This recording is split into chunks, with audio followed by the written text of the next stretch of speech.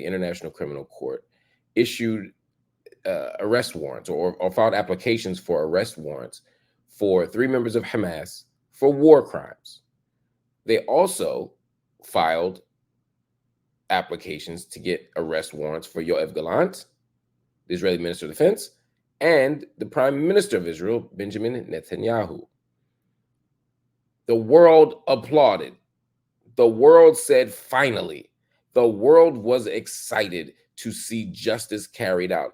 No one disagrees, or few people disagree, that what happened on October 7th was a war crime committed by Hamas. It is almost impossible to make a counter argument to that. Why? Well, because they killed people. They killed innocent people. They kidnapped people. We could go on down the list. There's no doubt about that. But we also know that history didn't start on October 7th, and it didn't end on October 7th. And so when we look at October 8th, which is when the charges against Israel began with the International Criminal Court, we see Israel being charged for what? War crimes, crimes against humanity, genocide. These are what Israel's being charged with. And the international community also said, good, there's some accountability here. Well, the world might have been happy, but there were some exceptions. One of those exceptions was your president, Genocide Joe. He had a different take. Here's what he said. We reject the ICC's application for arrest warrants against Israeli leaders. Whatever these warrants may imply, there is no equivalence between Israel and Hamas. And it's clear Israel wants to do all it can to ensure civilian protection. But let me be clear. Contrary to allegations against Israel made by the International Court of Justice, what's happening is not genocide. We reject that. We will always stand with Israel and the threats against its security. We always stand with Israel and the threats against its security. He made it very clear. We don't care what Israel say. We don't care what Israel do. We riding with Israel. What a bizarre position to take for any country about anything. We're always going to stand. What if they mess up? What if they commit a crime? What if they undermine your security? We have to have a space, just as a general position, to not always align with another country. But let's take that off. That's an abstract argument. Let's be very specific and concrete right now. Israel is engaging in war crimes. There is absolutely nothing that Joe Biden said to contradict that. What he basically said is, you can't issue an arrest warrant, ICC, because he started with the ICC, International Criminal Court, against Israel. We disagree with that because there's no equivalency between Israel and Hamas. I agree. There's absolutely no equivalency for lots of reasons, which is part of the reason why Israel is committing war crimes, because they are an occupying power. Hamas is not. They have the ability to control Gaza by land, air, and sea. Hamas does not. They have the ability unilaterally to shut off power, to stop water flows, to starve people to death. Hamas does not. So yes, they are different, President Biden. And it's the difference that makes Israel culpable and complicit, as are you and your cronies in Washington.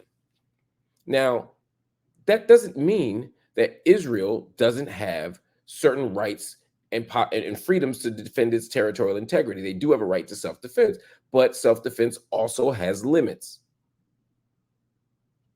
Israel does not have a right to self-defense in the areas that it occupies militarily. That is simply not legally true. Israel does have a right, though, to defend itself, to defend its border, and to defend its citizens. Nobody's saying that they don't. And Hamas has a duty not to violate those and breach those borders and boundaries and rules. That's why Hamas has been charged with war crimes. But Israel and Hamas don't have to be the same for them both to be charged with war crimes. Again, they weren't charged with the exact same war crimes. They were charged with different crimes. And we went over this last night on the show. So what Hamas was charged with, I think, is indisputable at this point. It's absolutely indisputable. But let's not use that. Let's not use that as a distraction from the fact that Benjamin Netanyahu, Yoav Galant, and the rest of the Israeli government that takes this position and has advanced this position and has supported this position is absolutely engaged in crimes against humanity. That they're absolutely violating the Rome Statute. That they're absolutely violating conventions on human rights. This is just a fact. You can't starve people. You can't deny people access to food. You can't deny people access to humanitarian relief. You can't shoot people unarmed. You can't kill people because they're Palestinian or because of they're of any ethnic or racial, national, or ethnical, to use the language of the Genocide Conventions, identity or formulation or association. You can't do it. So Biden just said, we don't reject it because we think Israel and Hamas aren't the same. That's not a good enough argument. And he said, we disagree because we stand with Israel. That's also not this. That's also not acceptable. But it gets worse. It gets worse. It's not just that they're criticizing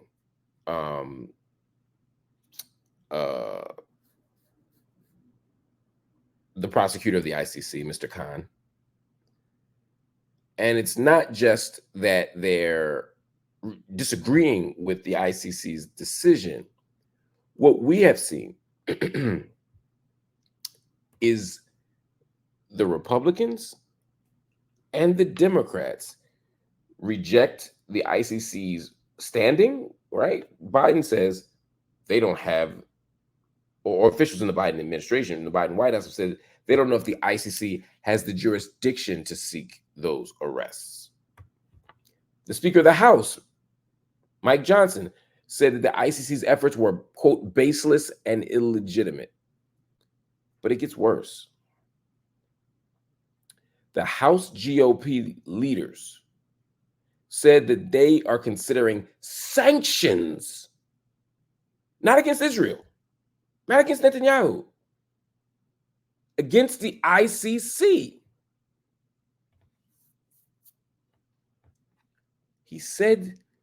They said, all of them, that they are seeking to sanction the ICC. They find the ICC's position so deplorable, so disgusting that they want the ICC sanctioned. And here's the tough part. There were so many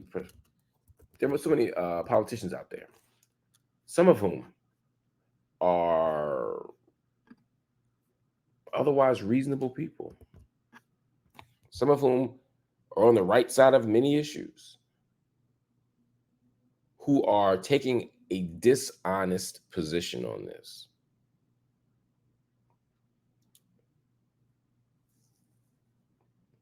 Sherrod Brown, for example, he's a senator from Ohio, Democrat, in case you were wondering.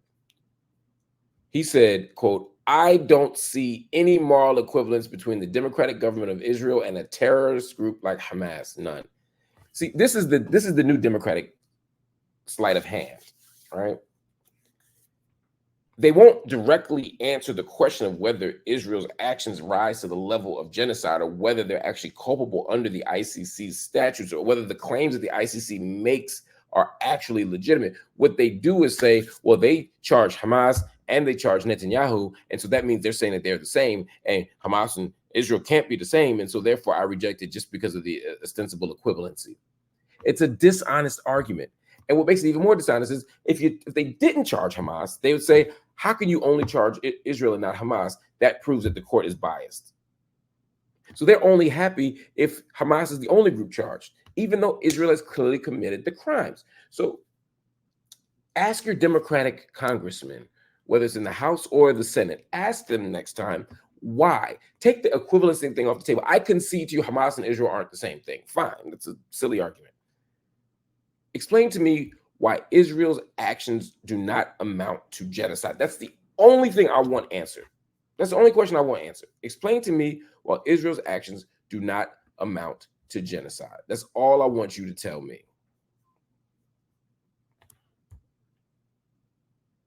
You'll be waiting a long time because they don't have an answer. They don't have an answer. Because there isn't one. There isn't one. Just like there was no answer for Putin. Putin deserved to be charged as a war criminal. There was no outcry about it. Muammar Gaddafi was charged under the International Criminal Court. They both have arrest warrants. No one was mad. Why? Because they thought they were legitimate. But somehow, Netanyahu isn't. Knock it off. But this is the problem. This is part of the posturing. Joe Biden speaks out of both sides of his mouth. He will go to Morehouse College on Sunday and say he supports a ceasefire. And then on Monday, he'll send weapons. He'll say he wants us to stop now, but he won't put any sanctions on Israel. In fact, he'll put the sanctions on the people. He'll put the sanctions on the people that are trying to sanction them. They're trying to hold Israel accountable. Joe Biden has made his position clear, and he's trying to thread a needle that's not going to work. He's trying to show he's tough on issues. He's trying to show that he supports Israel. He's also trying to show that he's progressive by calling for a ceasefire. He will literally say, we're not saying any weapons are going to be used in a ground invasion of Rafah today. And then the very next day or the very next week, he'll send $1 billion or $2 billion, X billions of dollars over there. He is speaking out of both sides of his mouth because he's trying to make everybody happy. And what he's going to do is mess around and lose this election because he's trying to play a very old school, antiquated game. And he's going to lose, and we're going to end up with Donald Trump. And if Donald Trump becomes president, do not blame people who are young or progressive or black or brown or Muslim who simply didn't want to vote for Joe Biden. Don't blame them. It ain't their fault. No. It's not their fault at all. Joe Biden is showing you every day why people are running from his campaign. He's showing you why.